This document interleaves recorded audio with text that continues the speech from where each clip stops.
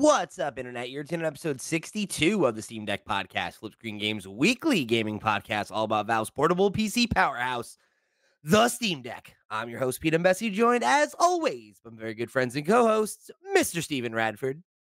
Hello, hello. And Mr. Max Wright. Ahoy, ahoy. I forgot my intro then. You nailed it. Don't worry, bud. Thank you. Just don't tell the people that, and they would have never known. No, it's like when you're sick, you never mention it because no one notices. They just think if imagine if it's like the first episode you do when you're sick, they think you've got a really cool voice, and then they come back and it's just like a disappointment. Well, this is why I tell people to go back and listen to the very first Loot Boss episode, because for some reason your voice is just like weirdly. That's because Pixel back then insisted on editing the fuck out of those episodes. Yeah, I think also we were probably, we were younger, a little less world weary at that but he point. Wasn't 10. He was still, mid-20s. He wasn't. Christ, that was a long time ago, wasn't it? 2018. Yeah. I can tell you that Steve's voice has gotten lower because he's weathered now. He's seen some shit he hadn't seen. I got a bit of facial hair like for the first time in my life. I know. Look at you. You're my big boy. You are my big boy. You're my big special boy. That's right. That's right. Speaking of being a big special boy, we got a big special episode for you this week. We're going to start things off with a couple of questions in the Steam docket, but later on in the show, Steve is going to tell us about his adventures in undervolting his Steam Deck and what it's done for the battery life on our favorite portable PC handheld. Yes. Because I'm just spoilers at the top. It's worth doing. So please, if you're not interested in the questions that we've got at the top, fast forward to the end, and I will be doing a tutorial about it. If you want to learn how to do it for yourself, you'll have to wait until November. But we've got a tutorial brewing, so you'll be able to figure out how you can get a little bit more power out of your Steam Deck in just a few weeks there. But Steve will be talking about it and breaking it down. So if there's any specific games you want him to check out or any questions that you'd like addressed in the tutorial or the video, now's your chance to get him in. So make sure you go and listen to the back half of the show.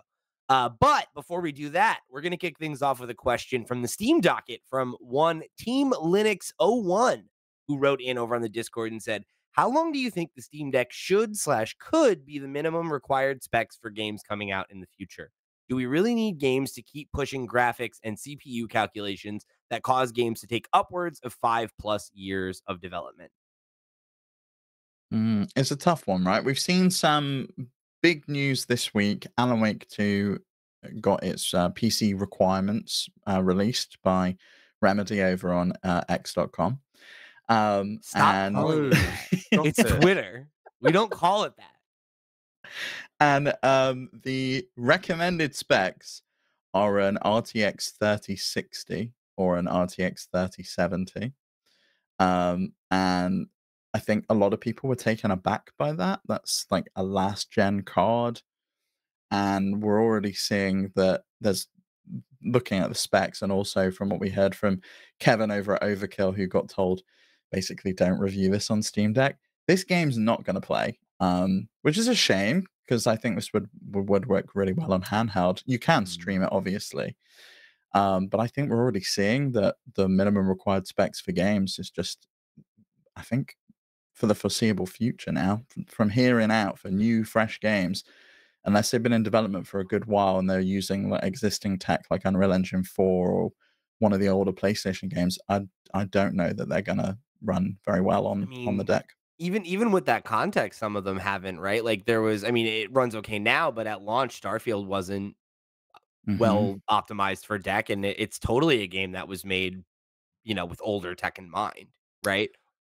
I do think that there will always be an amount of scalability in PC gaming, though, and I do wonder if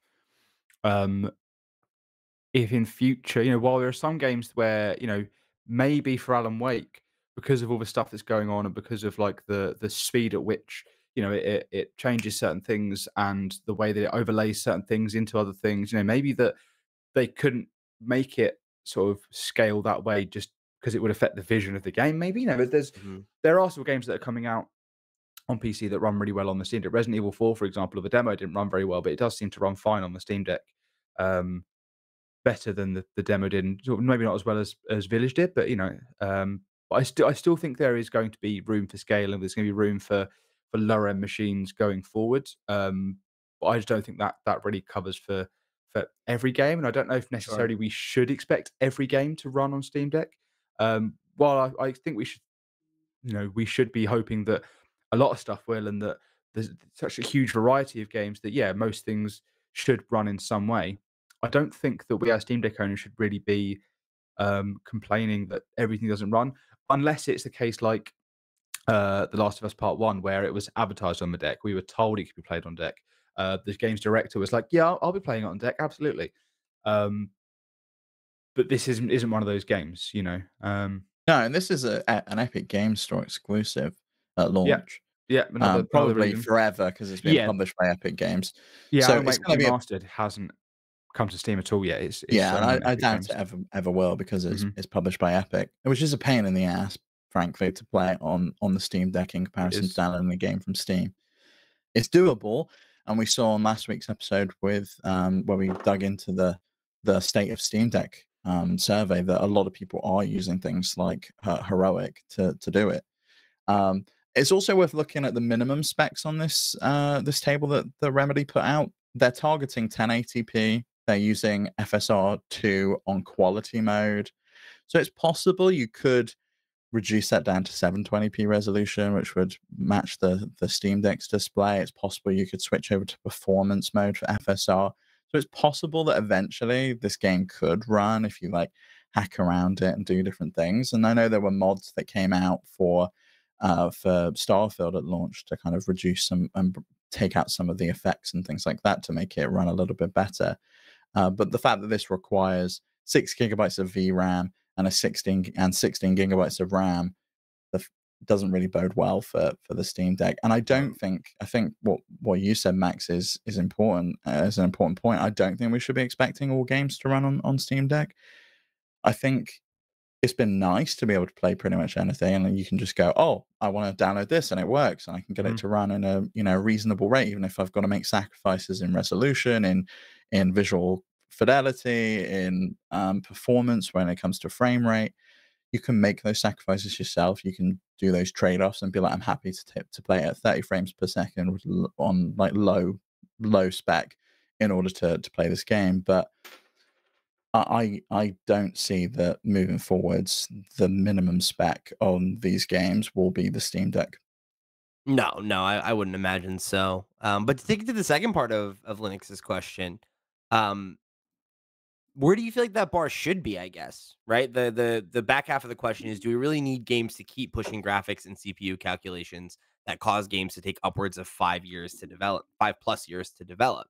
Um, it's an interesting question. It's become like kind of a popular point to parrot on social media of like, I want games to be shorter and like look worse, right? By people who are paid more. And I Mhm. think there are a lot of people that feel that way, and I don't I I don't know I don't know that ties in all that much here. Like, if they're using, an engine developed by someone else, which I think right. they're using Unreal, right? They're using Unreal Engine 5. It's published by Epic Games. Yeah, you They're think so? not doing the work on the tooling there. Yes, there's gonna be more artwork needed. They're gonna have to do high resolution textures. There's obviously gonna be a lot more work involved. But I think these games have taken this long for many, many years. Like, from the PS3 era onwards, they've been taking a very long time, and they've also been getting Depends on the longer and game. longer and longer. Like the averages have definitely gone up quite a bit the last generation and change. Like don't get me wrong, you're not wrong to say that like that the time to make a game has certainly been ballooning since we entered the HD era, right? But like, we've referenced this tweet in the past, but there was a post from Jason Schreier a while ago where he was talking about how if a game were to enter pre-production today, it would be a PS6 game, right? Not a Which PS5. makes sense. I mean, it's we're looking at 2028 for the PS6 launch. Sure. 5 years makes a lot of sense. Yeah, Like but that, yeah, but you think about it. You brought up PS3. We talked about this a couple weeks ago on the Flip Screen Games podcast, right? Probably months ago now, honestly. But we talked about how during the PS3 era, we had 3 original games from Naughty Dog, right? Then mhm. during the PS4 era, we had 2. During this era, we might have 1. Why do you think that was? Do you think that's technical reasons? I kind of feel like it's a mix of them just wanting to take their time with it. The game's getting longer, and in some of those cases, I'm thinking Uncharted 4, for example, the team completely changing, them having to Hmm. start Sure. from scratch, overhauling. We had a similar thing with I think The Last of Us, from what I can recall, that they changed a lot of the story arcs and things like that along the way. Yeah, of I course there's don't like know that it's external always technical. factors. Yeah, yeah, you're right, totally. It's definitely not always technical, but I don't think you can argue that like games now, right? Like take more Yeah. resources and more to make. And I think a big part of that is expectations, right? And whether That's what I think it is. It's the expectation of, I want a game to be this large, take this long, look this good, and to run at 60 and FPS yeah. and. Yeah, and it's like We do demand a lot, don't we? we do. And like, how many talking points do we have this year where it was like, this game is going to run at 30 FPS? Mm, Like that's not the promise of the next generation. Like, and as much as there are, I think, people who are enthusiasts that do genuinely believe, like, I don't need games to be cutting edge fidelity wise and graphics wise and like gameplay and art direction and things like that are more important. Look no further than Tears of the Kingdom earlier this year, right? Um, that said, there is also a vocal group of people that do want things to be cutting edge and do like, post fucking screenshots of the shadows in Spider-Man and say, this looks like shit, you know? Hell, Mhm. and, like, not to, like, subtweet you, but, like, Max made a comment during our Spider-Man review in progress this week about during the first couple hours of the game, he was like, "I was actually a little underwhelmed by the visuals because I feel like my expectations were out of whack." And it was as I played more of the game and I saw how much it was doing that, like, I was like, "Actually, this is pretty impressive," right? But it's like, it's easy to get caught up in that I expect this to look next gen, quote unquote. But it's like, what does that mean anymore, right? Like we've been on a path of diminishing returns when it comes to improving graphical fidelity for generations now. Like the PS4 looked less impressive. The jump from PS3 to 4 looked less impressive than 2 to 3 and on and on and on, right? Like, and I don't think that that's ever going to get better. I think we're past the point where we're going to have that kind of generational leap anymore. So to Team Linux's point, like I think there is a conversation to be had there where it's like, when is enough enough? Like when are things photorealistic enough? When are things like, optimized enough? And I think the reality is that it's like it's a beast that's never going to be satiated. We're always mhm. going to be chasing the next benchmark. And that means that a piece of hardware that we all bought like a year ago, right, can already not keep up. Well, the 3060 was released in 2021, in February 2021. We're coming into 2024. I kind of feel like a 3-year cycle for it to still run and be the minimum spec makes sense. I think for a graphics card. I don't know how long I'm expecting the Steam Deck to stay in the same configuration and the same specification and the same power profile as it is now. I think it's probably at least got 1 more year, if not 2. I think 2025 is when I'm kind of expecting to see an announcement of a sequel, probably for release in late 2025 or 2026. I can And see that. Yeah. I think we kinda need something because you mentioned Spider-Man 2, for example. That game only runs with ray tracing. It's the second game on PS5 to do that. The first was Metro Exodus, the remastered version, that had ray tracing global illumination. Spider-Man 2 requires ray tracing. I would imagine on PC when it comes, probably in 2025. It seems to be their cadence, so they leave a gap of a year and then they release the game. That's probably also gonna require ray tracing at that point. And I think at that point, that's when we have to start thinking, okay, does the Steam Deck need to be a little bit beefier? Do we need to be able to support some of these higher end games that people are going to want to be playing? Because even if it's not the latest and greatest game when it comes out, then if it's a game that's 2 years old, like Alan Wake 2 will be, for example, I'm going to want to be able to play that game. I'm going to want to be able to take that around with me at that point.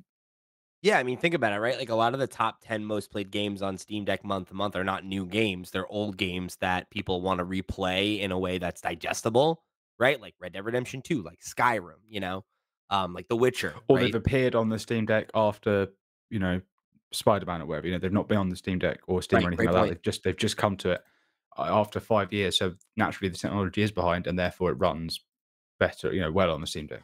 Right, right. I think that's a good point. So it's like I don't know.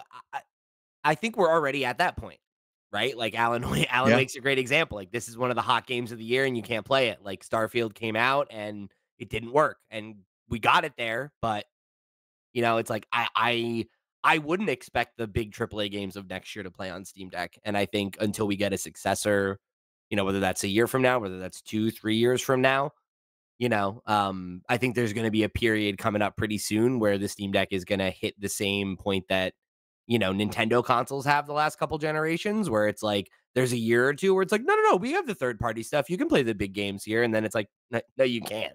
But Yeah. the saving grace for Nintendo is they had the first party stuff. I mean, I guess we could play Counter-Strike 2 on Steam Deck if we want I to, mean, but I it's I not think I like. think it's still the advantage of indies, right? Like, I think that's the Yeah, thing you've got that, the like, indie advantage. You've it's got still that going to be back an indie catalog machine. that you spoke about as well, like being able to play stuff like Red Dead Redemption 2 and taking that on the go, and maybe it becomes like a second machine for a lot of people. Whereas for me, it's been my primary device. It's where I've played Yeah. pretty much all of my games this year.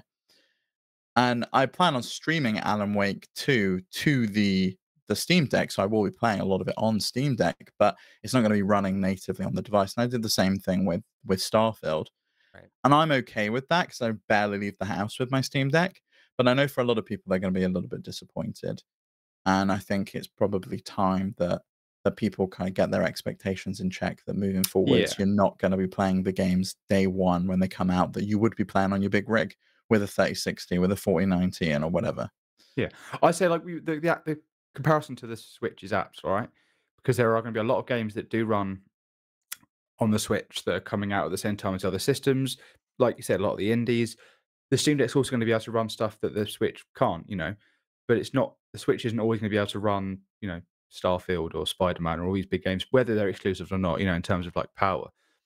Yeah. So Sometimes it's this just availability, right? Like there are yeah, games yeah. you just straight up can't play, and like that Yeah. does give it an edge for sure. Yeah, but what I'm saying is that the Steam Deck like you say, occupies a specific space, and that space is it's pared down PC gaming in your hands. It's not a AAA console in your hands that can play anything. And I don't think Steam has ever promised it's going to be that. We've just been very fortunate that it has been very good at doing that, and that's because of the scalability of PC games. But if there are games coming out now, like specifically Alan Wake, I guess, that feels so ambitious in what I'm seeing of it, and the reviews are saying that it is very ambitious and it is sort of like um, doing all these things that are quite impressive. That maybe it's just not going to work on the Steam Deck. They haven't designed it with the Steam Deck in mind because if they've got this such a strong vision, they know what they're trying to do.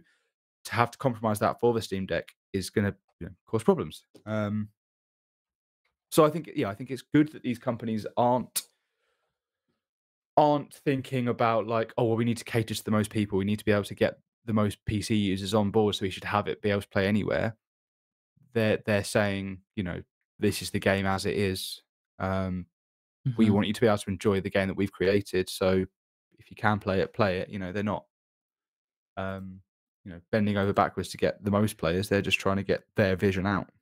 And I would imagine with Alan Wake 2, in the same way that with Rockstar games, they target the consoles first. That's when the majority Hmm. of their player base will be. And so they focused in on the PlayStation 5 and the Xbox. All of the previews have been the PlayStation 5 version, and I think that a couple of people got access to the PC version, but we've not really seen much footage of that. Um, I want to just clarify though, it's not using Unreal Engine 5. It uses their proprietary Northlight engine that they used they started using with Control. So it's kind of an improvement on that. And Control was heavy at launch, right? It was a pretty beefy game when it came out. Didn't run well. It didn't run very well on PlayStation at all. I don't think it wasn't until the We got the complete PlayStation or 5 or the whatever it is. Pro version, right? Yes, yeah, because I think it's only on PlayStation 5 that it started running at 60 FPS actually. Hmm. I played it on PC and I was sort of like I was getting 60, but you could tell there were some sort of rougher edges. So yeah, it was intense. All right, so we're gonna move on to the next question on the Steam docket today. This one comes from Andy Rads, who wrote in and said, "Do reviews on Steam influence you on whether you buy a game or not? And do you think Skull Island: Rise of King Kong will run nicely on the Steam Deck?" I don't think it will, but I don't think that's the Steam Deck's fault this time around. Is that not your game of the year, Pete? I thought that's what I heard. Yeah, I mean, you gotta wait till the end of the year, Steve. I can't be telling you the Game of the Year contenders yet. Yeah. If Nintendo Well, won't that's release more true. Monkey, I'm glad other companies are releasing Monkey games, so I'm gonna be Exactly, playing. exactly. Yeah, I need my my Great Apes fix somewhere, and this is of course the only place I can get it. Um, I'll jump in and answer this one. I think that Steam reviews are helpful, and I think for older games especially, games that have been out for a while, and you can sort of track trends of like, what's the recent reviews like, what are all-time reviews like, that sort of stuff. But there's been too many instances of new games coming out, and the reviews are skewed one way for one reason or another. Overwatch, for example, it was overwhelmingly negative and stuff like that. And a lot of that can be You'd think quite. they'd have fixed that by now, right? Like, if I mean, everyone's you review can't, I bombing, can we guess. not just, like, pause reviews Well, you for a don't know, because second? what if the game is genuinely bad? It's hard to judge that, and there's probably so many games. I know this is a high profile game, and there's a difference, but there is an element of, if all of the people reviewing a game are users, and those users are free to just post a review whenever, especially when it's a free to play game where they don't have to buy the game to do it. Is there much, can I really trust it? When I look at Metacritic, I don't look at the user reviews very often, purely because I know there are going to be loads of instances of people just bombing a game with zeros or giving it tens. People don't have as much, or the average user, I guess, won't have as much nuance as a someone who reviews games for a living will. Someone will just go, "This is definitely a 10, bang, because I liked it," or "This is a 0 because of a little thing."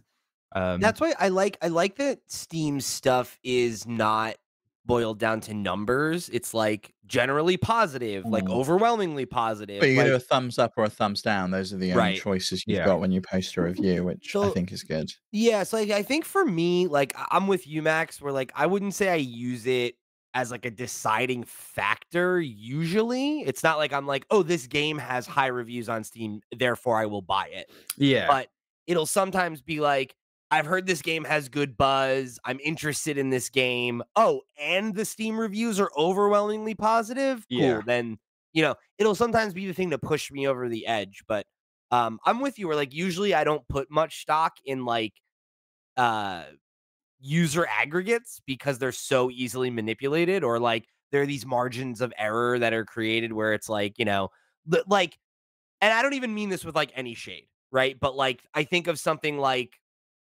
you know, I don't like Taylor Swift or BTS or something where there's like a very vocal, rabid fan base of a Mhm. thing.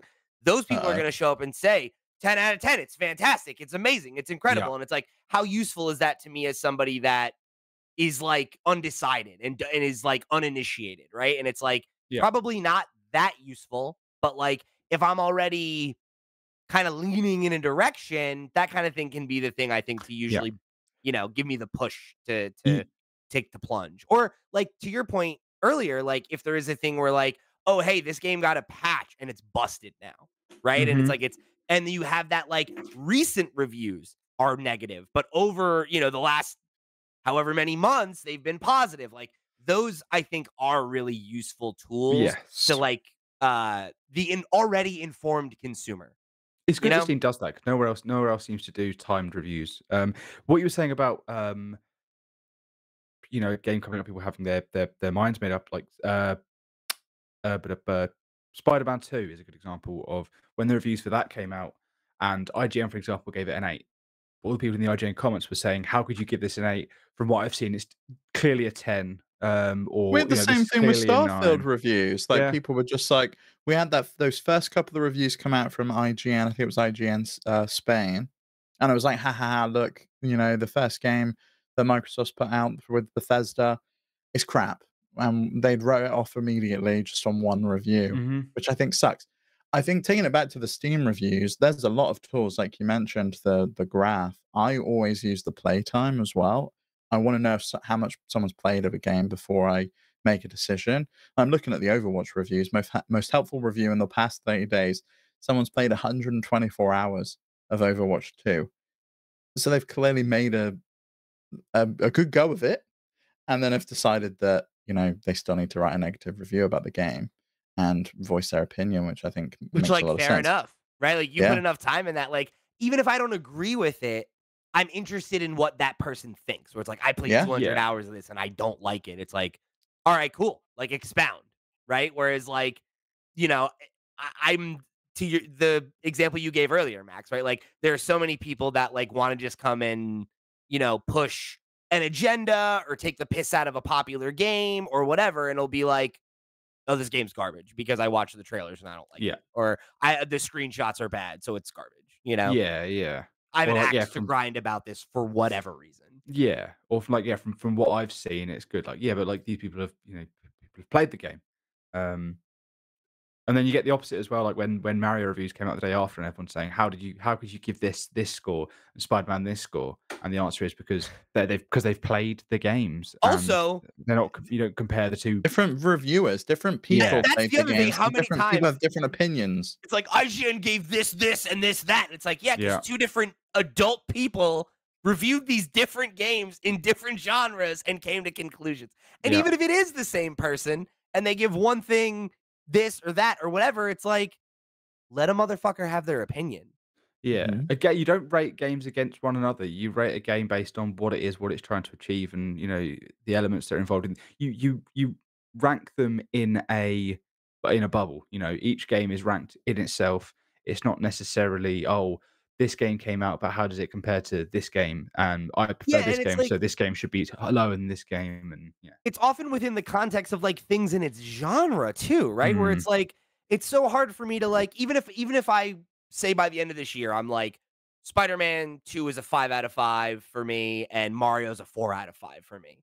Like, they're totally different kinds of games, right? And, like, I have different expectations for them. I have different histories with the franchises or the characters that they start. And it's like, you gotta just take it for what it is, right? Like, it's like there's not this, like, objective lens you can apply to, reviewing or taste making about art. That's why you have professional critical reviews and aggregates and fan stuff and on and on You and on, you right? Like, you come listen to the number one tastemaker's opinion on the the only Steam Deck review the you number should one care podcast about. on the internet, right? Come on. Come on. Uh, That's a bold claim.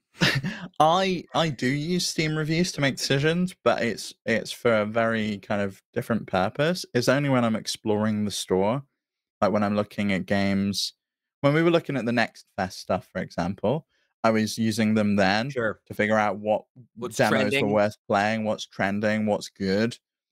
And then I also use it when I like, I got some friends here, we want to play like a little horror game or something. I'll have a look and see what's similar to games that I've played, what other people that liked a game that I liked, what they also liked, and they've also left reviews for. So I'll use it in that way as more of an exploratory device rather than I'm making a decision, I'm looking at a game and I finally decided that, I want Alan Wake 2, for example, and oh well, Johnny over on the Steam store said it was great, so I guess I'll buy it. For games like that, I'm more likely to look at a professional reviewer and find someone whose opinion aligns with mine. Yeah, and I think, like, that's ultimately, we've had that conversation before about, like, what are the values of reviews or whatever, right? And it's like, that's what it is, right? It's to, invite conversation, right? And to, like, further the conversation about the medium, but then it's also to, give you tools as a consumer to ideally steer yourself towards products that are gonna resonate with you. All right. So we're going to talk about undervolting your Steam Deck in just a minute here and how you can improve the battery life, temperatures, fan noise, all kinds of stuff by underclocking your Steam Deck in just a second here. But before we do that, let me remind you that this episode of the Steam Deck podcast is brought to you by our Patreon producers for the month of October. They are, of course, Arnold J. Rimmer, Christopher Valenz, Earth Visitor, Gabriel Hasselmeyer, a.k.a. Sobi, Pilkey, Snackago, Ty the Dude, and Wakahula. Thank you all so much for your support over on patreon.com/flipscreengames. You all the reals to the real, and we greatly appreciate your support of this and all of our sister shows. Remember, if you want to go get some juicy episodes of those sister shows, we've got our Super Mario Bros. Wonder review in progress. We've got our Spider-Man 2 review in progress up on Nintendo Noise and the Flip Screen Games podcast, respectively, this week. They are great episodes that I think are well worth your time if you're interested in either of those games. So make sure you go check them out, give them a click, however you choose to get involved. Check out the work or show your support. We thank you. And again, you can find links to do all of that and much more at flipscreen.games. That's our website. Head over there, show your support, and thanks for tuning in to another episode of the Steam Deck Podcast. We're back. Steve, tell us about undervolting. You're muted. Is that just me? Yeah, No, he's that's muted for me. me. Sorry. Okay, cool. I was like panicking trying to unmute you, and I'm like, Max looks confused too. I think That's just my natural aura. Natural confused face. So the just to clarify, it's undervolting, not underclocking. So Did I say undervolting?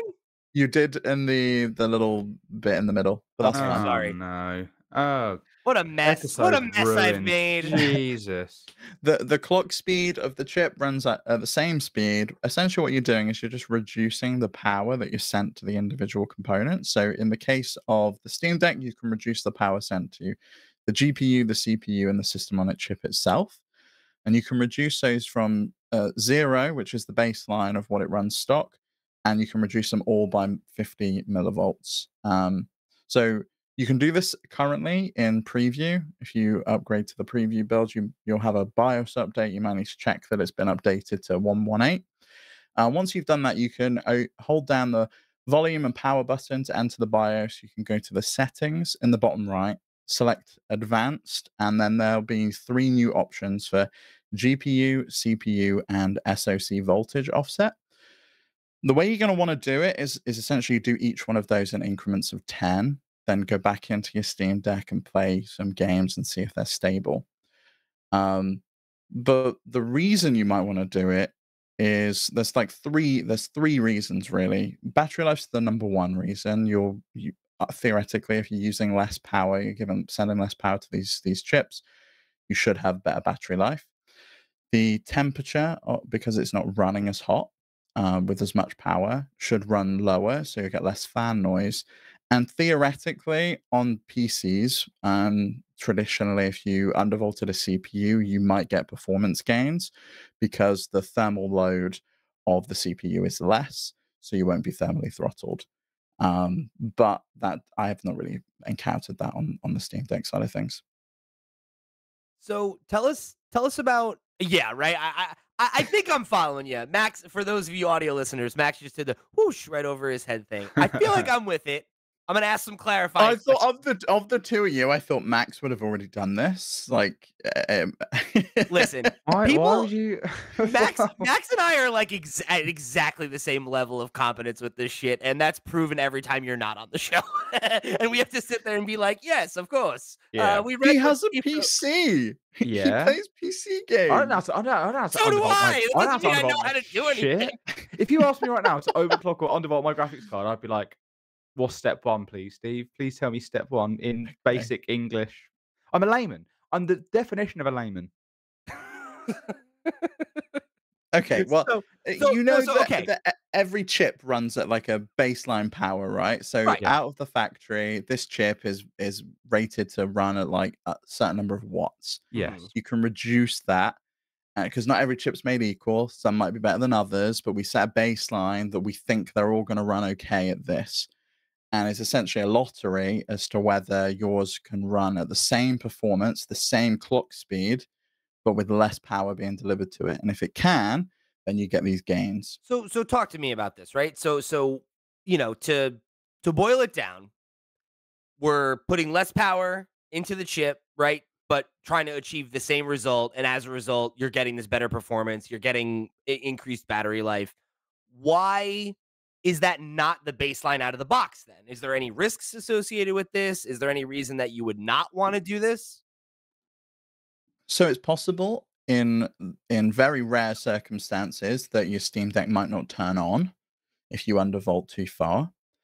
You can usually reset the BIOS by holding down the Steam button when you boot up, and it will reset the CMOS. There's no removable battery like there is on a motherboard usually.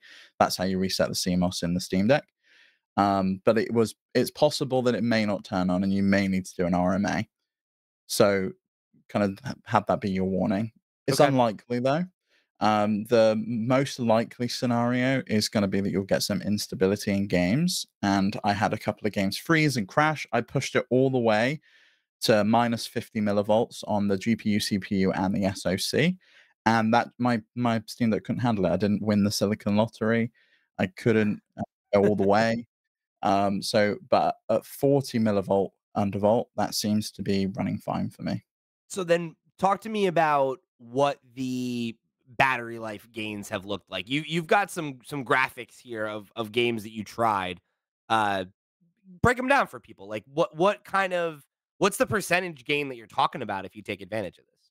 Yeah, so I tried four different games. I tried Deceiving, Talos Principle 2 demo, Baldur's Gate 3, and then I played a game in Yuzu, the Switch emulator. And Redacted. the I played battery on Redacted in the Redacted emulator that emulates the Redacted hardware. yeah. No, please don't look into that, Nintendo. The Trying to get on their press list, Steve. the battery life gains across the board were on average of about 12%, which is That's nothing to sneeze at. pretty high. Yeah, Yeah, I was that's surprised by how legit. it was. And that varies across the board depending on what the battery life was beforehand. In Yuzu, I was already getting 3 hours and 9 minutes of battery life. That went up to 3 hours and 28 minutes. When I was in a different level in a different area, I don't think the Steam Deck's very good at estimating how long the battery discharge is going to be. It shot up to like 4 hours and 54 minutes. And I'm like, no, it's really not going to be that because you're going to come out of a menu in a second and it's going to go back down again. But on average, it looked like around 10% gain on Yuzu. Baldur's Gate 3, that was a 11.4% boost from 1 hour 27 to 1 hour 38. So you can get another 10 minutes out of Baldur's Gate 3. Talos Principle 2, that went from 2 hours 20 to 2 hours 42. That was a 15% increase. And Deceiving, which is one of my favorite games of the year, was a 12.7% boost from 1 hour 37 to 1 hour 54. So I was really happy with all of those battery gains.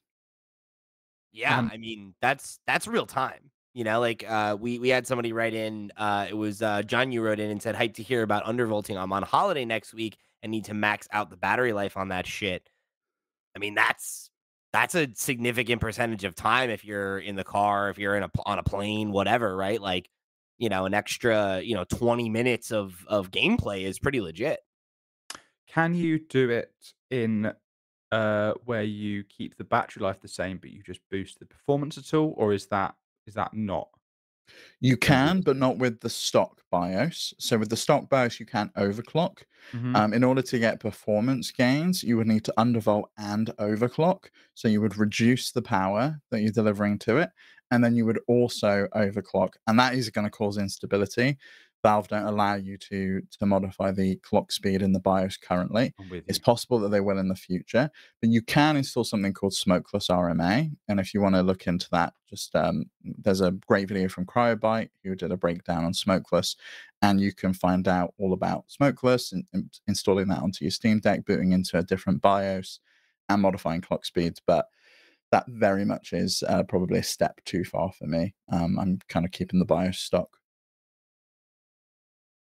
Aside from battery gains, though, I was really happy with the changes to temperature because we across the board I saw an average of a 3-degree drop, 3 degrees centigrade on CPU and GPU, with gain going in Baldur's Gate when it's running at 85 centigrade down to 81. It was a nice change.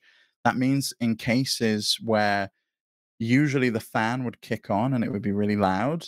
That doesn't need to happen anymore. The RPM of the fan can stay lower, so it's a quieter experience, and you get that in tandem with the battery life You got it gains as down. well. You got it down a whole. The CPU was 13 and the GPU was 10% on the redacted game. That Yeah, yeah. that's huge. Like again, like that's a really big we're talking about 10 degrees difference on the CPU. That's nothing to sneeze at.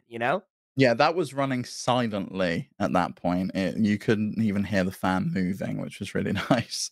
Very That's impressive. impressive. And it's worth saying that all of these figures, I played the game for 10 minutes. So I did played the game for 10 minutes, took the figures, and then did the same once I'd undervolted. Played the game for 10 minutes so that the CPU and the GPU had time to get a little bit toasty. Hmm.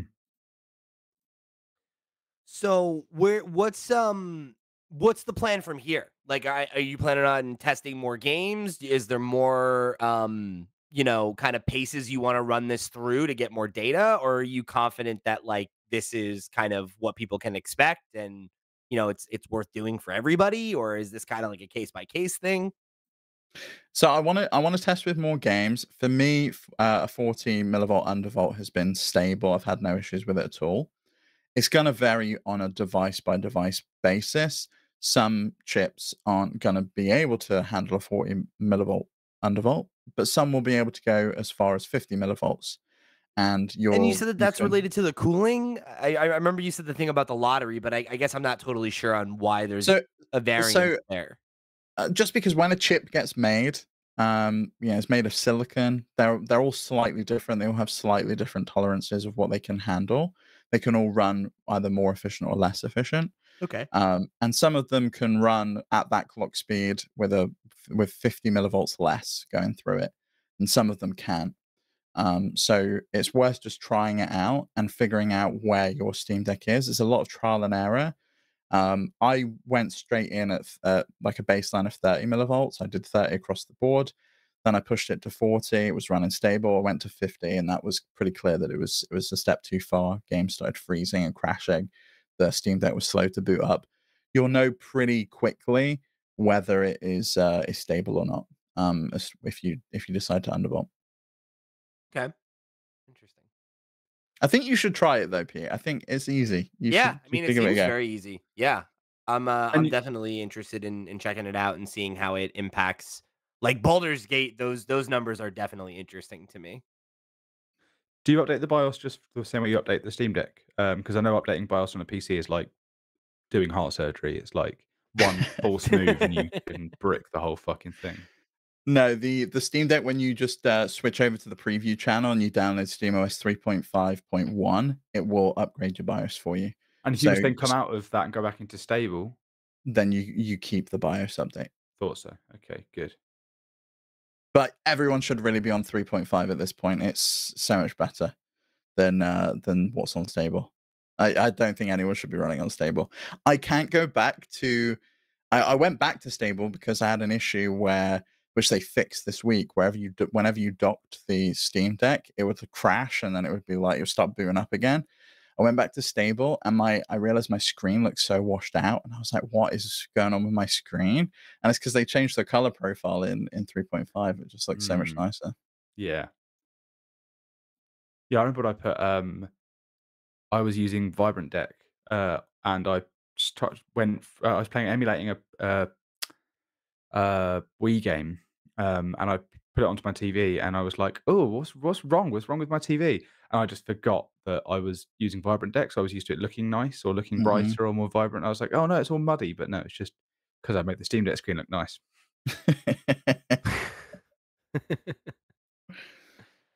Awesome, man. So, like we said, we're gonna have a tutorial on how to do this for yourself up in just a couple weeks. It definitely sounds like something that's worth checking out. I'm interested to get some more data, and Steve, you'll have to let me know if there's any games you want me to check while I'm doing it myself, and we can. What have you got installed on your Steam Deck at the moment? Just try those. I mean, a See what ton, you got. right? Like, I'd be interested to see how it works with some smaller games. Like, obviously, like the Sea Inc is like on the smaller side. Talos Principle is like not a huge game, but I'd be interested to see it with some of the like less intensive games and seeing how that impacts things. I've got a ton of indie games and emulators and stuff on mine, but in terms of the big meaty stuff, I could do Red Dead Redemption 2. That'd be an interesting one.